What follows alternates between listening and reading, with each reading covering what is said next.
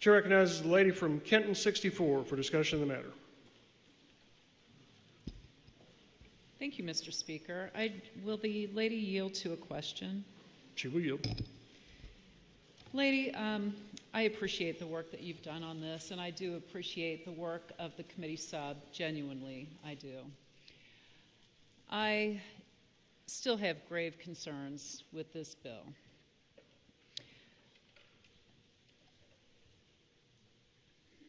Is there a reason why we don't just codify that children under 18 cannot have surgery? And then if we want to further legislate medical treatment, hormone therapy? Lady from Shelby. I don't see the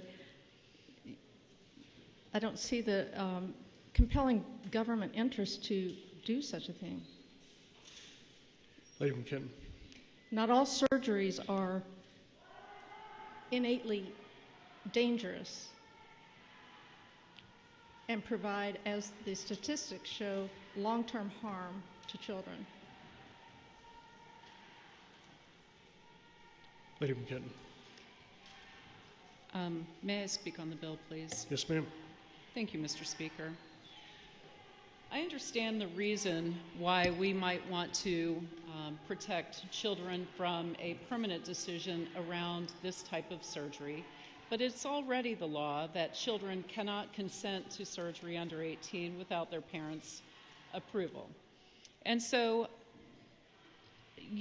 in this instance, for transgender surgery, I would agree that children should be adults when they make this decision, and the age of consent is 18. And so I really would much rather simplify this whole issue and codify that children under 18 can't have this surgery. I would even go so far as to, after speaking to many physicians about this, to limit the hormone therapy to those who have had extensive counseling. But I have an issue with what I think we are addressing here, and I think that's fear. I don't know that we should be imposing life-changing penalties on our healthcare workforce either.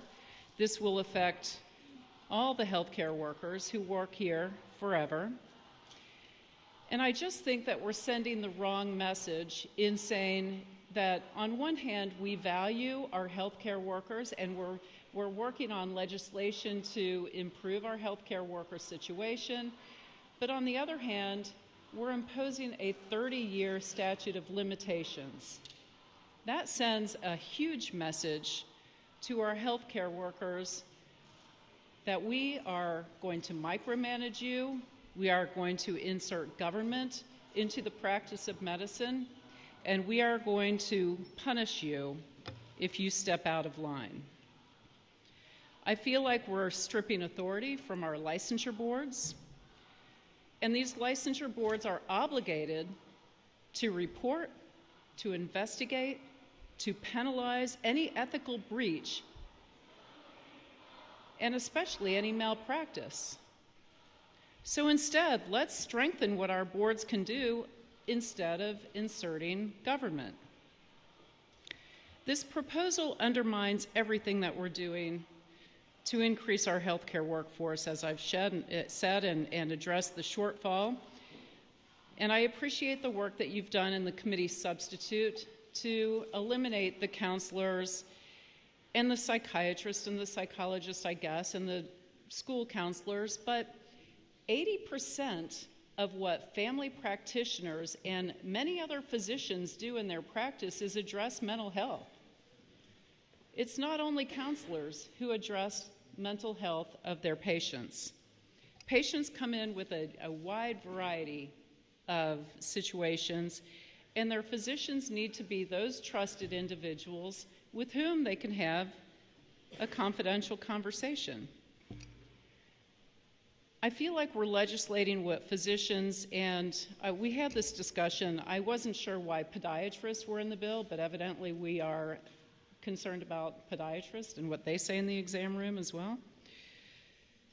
I think this goes too far. I think it's discriminatory. I think it eliminates parents' rights. We're concerned about parents' rights in many other pieces of legislation that we're debating here during this session, yet this takes parents' rights away. We're imposing this law on children, families, and healthcare workforce, and we haven't even funded things like mental health first aid. I guess we're going to have to start doing that. And we passed a bill earlier today in the Health Services Committee that implements Safe KY for kids in crisis. So I'm a bit confused about what we're doing, and I just want to be sure that we are being thoughtful about this particular legislation. Again, I appreciate your work. I'd like to say to the rest of the world who's watching Kentucky, we are not complete Neanderthals. We are generally very thoughtful people, and I really think that you are genuine in your efforts to protect children, and we all want to do that. We just need to be careful not to go too far, not to expand into litigation which, for all intents and purposes, would be the rest of a healthcare worker's life. But I have faith in this body that we can do something that makes sense and make some positive changes. So, thank you, Mr. Speaker.